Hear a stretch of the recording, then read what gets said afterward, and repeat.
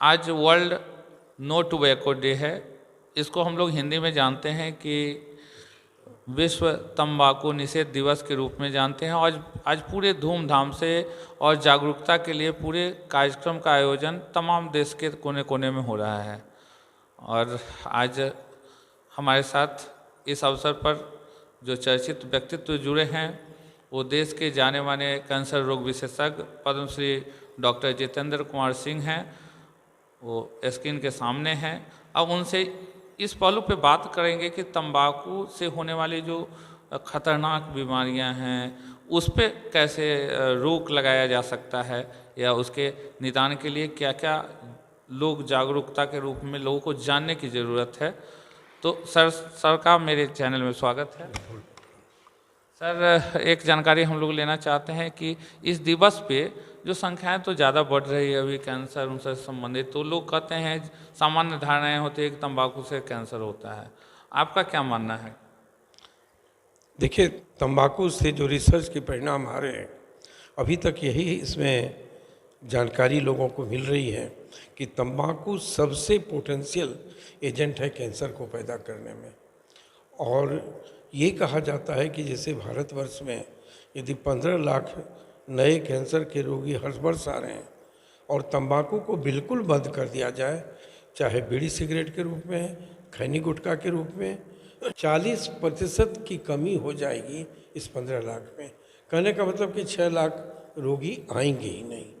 और तंबाकू से ऐसा नहीं कि सिर्फ कैंसर होता है, तंबाकू से हार्ट की बीमारी होती है, तंबाकू से फेफड़े की बीमारी होती है।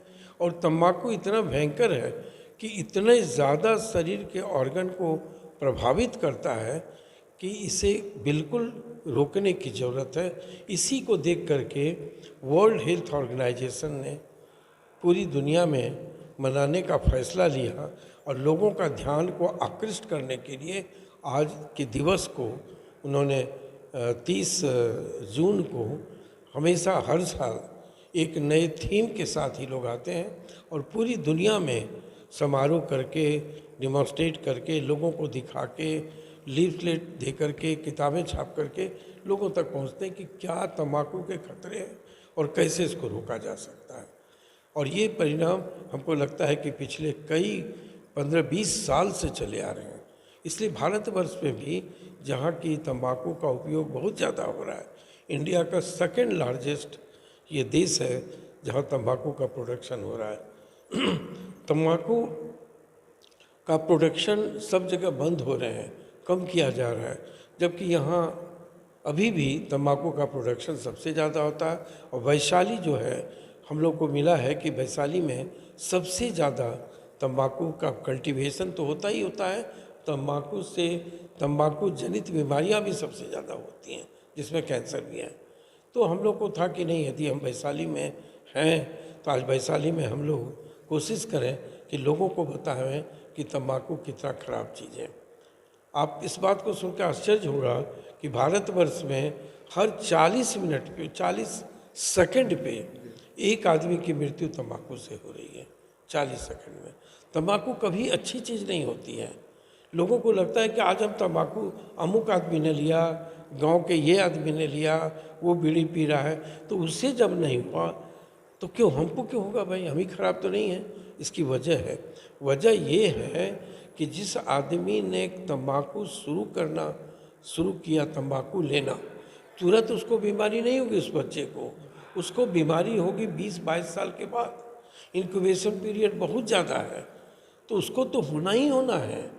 करीब करीब आम आदमी से जो तंबाकू नहीं लेते हैं, तंबाकू का सेवन किसी भी फॉर्म में नहीं करते हैं, एक ऐसा आदमी जो कि तंबाकू लेता है, उसके लत का शिकार है, उसको 20 गुना ज़्यादा खतरा है तंबाकू के होने से।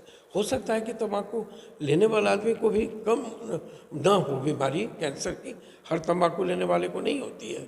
इसलिए कि बहुत सारी चीज़ें मिलती हैं तब कैंसर में परिवर्तन होता है।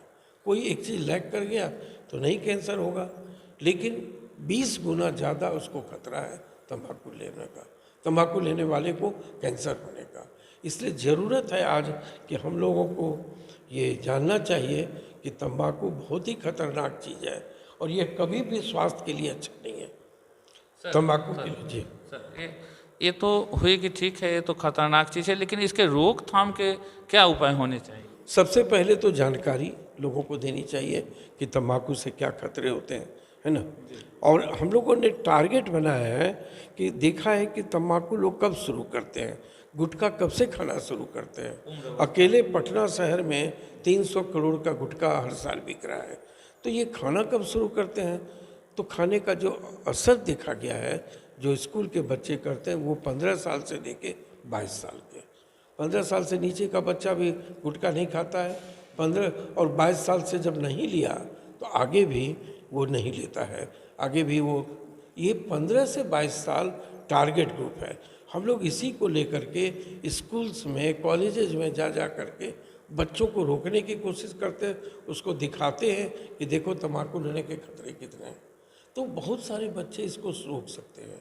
और मेरा क्या फ़ायदा होता है कि किसी स्कूल में यदि हम गए तो वहाँ 1000 बच्चे, 2000 बच्चे मेरी बात सुन रहे हैं।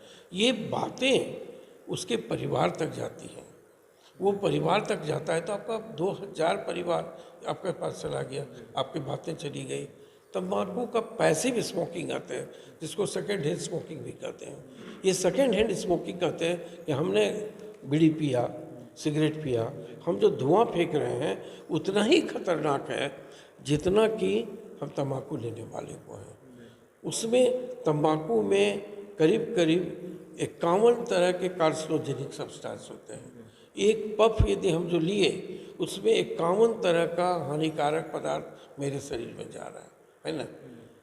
हर कस कहा जाता है कि 1 मिनट आपका ज़िंदगी को कम करता है, हर कस। तो जो पैसिव स्मोकिंग है आज जिसके पास, इसमें से करीब करीब 2.25 लाख आदमी मरते हैं इस देश में हर साल, इसलिए कि वो सिगरेट पीने वाले के पास, बीड़ी पीने वाले के पास बैठते हैं। वो यदि वो रहते हैं तो उनको पैसिव होता है, पैसिव स्मोकिंग होती है। एक बच्चा, छोटा बच्चा, ये ब्रिटिश सर्वेक्षण बताता है कि एक छोटा बच्चा जो कि तंबाकू कभी नहीं लिया, उसके फादर बीड़ी पीते हैं। ऐसा है कि उनको, उस बच्चे को 150 सिगरेट का धुआं या बीड़ी का धुआं 1 साल में उसके शरीर में प्रवेश कर जाता है। उस बच्चे को, जिस बच्चे में कुछ नहीं उसने किया। अब सोचिए कि इतने बरस के बाद उस बच्चे की क्या स्थिति होगी। तो ये तो है, सबसे पहले क्या करना होगा रोकने के लिए, सबसे पहले एक दृढ़ इच्छा शक्ति ये होनी चाहिए कि नहीं, हम नहीं लेंगे। और इसके लिए सबसे तरीका अच्छा है कि बच्चों को थोड़ा अपने गार्जियन को जज्बाती बनावे। लोग गार्जियन को जज्बाती बनावे, कसम दें। तो बच्चे का कसम यदि होता है तो हर माता पिता उसको बहुत लेते हैं, उसको बहुत सीरियसली लेते हैं। कई लोगों को हमने कहते सुना, मेरी बेटी ने कसम दी थी कि नहीं खाना, मैंने बंद कर दिया। अब बंद कर दिया, बिल्कुल ठीक है, अच्छे हैं। तो ये चीज़ों को बच्चों को भी सामने आना चाहिए और कोशिश ये होनी चाहिए कि उनको थोड़ा जज्बाती बनावें और उसके चलते उनको तंबाकू के रोक करें। तीसरी बात, एक निकोटीन का टैबलेट होता है ना, उसको भी लोग यूज़ करते हैं, कोटेड टैबलेट। उसको क्या है कि उसमें यदि लेते हैं तो तंबाकू का इफ़ेक्ट आता है।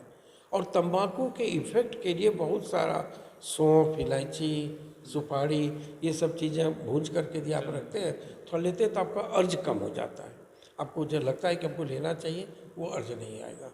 तो मेरा कहना था, और इसके लिए खास करके आप ऐसी जगह बैठिए जहाँ के अच्छे अच्छे लोग बैठते हैं, जहाँ की यहाँ नहीं होता है, तम्बाकू का प्रचलन कम होता है, वहाँ बैठिए, वहाँ आपको अच्छी बातें सीखने की मिलेगी।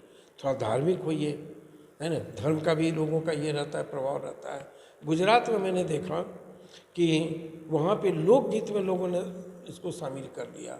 शाम को लोग बैठते हैं, पीपल पेड़ के किनारे चौतरे पर बैठते हैं और लोग क्या करते हैं कि गाते हैं, तो उस गाने में इसको शामिल किया गया। तो जो गाएंगे और ठीक करेंगे फिर घर जाके तो नहीं लेंगे। तो ये एक बड़ी अच्छी चीज़ हमको लगी।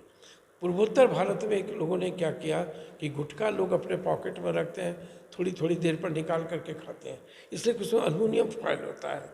वहाँ की सरकार ने कहा कि नहीं, गुटखा को हम नहीं देंगे एल्युमिनियम करने, आप पेपर में रखिए। एकदम पतला पेपर में रहता है, कागज़ के टुकड़े पर।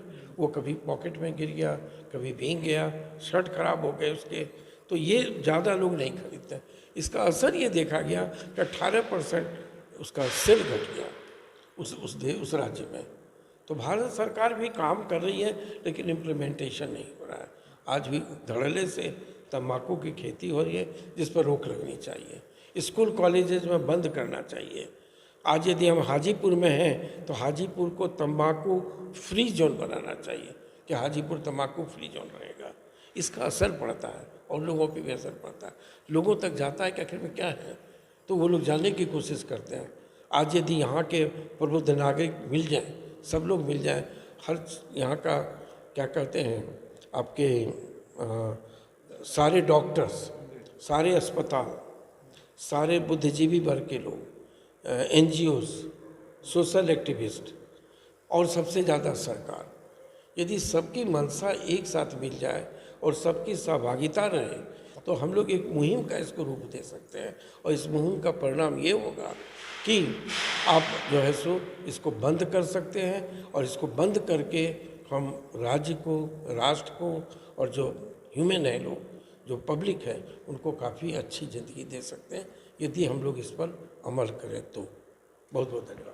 सर का मानना है कि सबसे पहली बात तो अगर तंबाकू के सेवन की बात आती है तो तंबाकू चूँकि कृषि से उत्पन्न चीज़ है और उसका इनका सर का कहना है, मानना है कि अगर उसकी उपज ही अगर नहीं हो, उस पर रोक लगाया जाए और उसके बदले अगर कृषक या हमारे जो खेत में काम करने वाले जो किसान हैं, उपजाने वाले, अगर उसके पोषक अनाजों का उत्पादन करे तो निश्चित रूप से उसमें कमियां आएगी। क्योंकि जब तंबाकू की कमी होगी, उपयोग के लिए यहाँ नहीं उपलब्ध होंगे और सरकार इस पे पहल करेगी और तमाम वर्ग जो बौद्धिक बुद्धिजीवी वर्ग हैं इस पे पहल करेंगे तो इसमें बहुत सारी कमियां होगी और अंतोगत्वा इस पे विजय पाया जा सकता है। इस तरह के जो घातक बीमारियां हैं उस पे एक तरह से नियंत्रण किया जा सकता है, यह सर का मानना है। और दूसरी बात सर का एक और कहना है कि अगर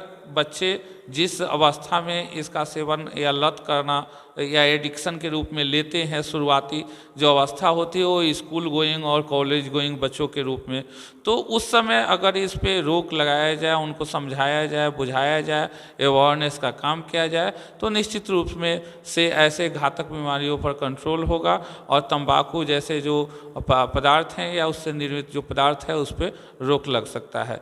तो एक बहुत बड़ी बात सर ने बता दी कि अगर हम लोग पहल करते हैं इस पर और इसको एक अभियान के तहत लेते हैं और इस पर एक रोकथाम करते हैं सामाजिक स्तर पे, तब यह कार्य रूप में हमारे पास आएगा। केवल और केवल नियम कानून बनाने से इसको समाप्त नहीं किया जा सकता है।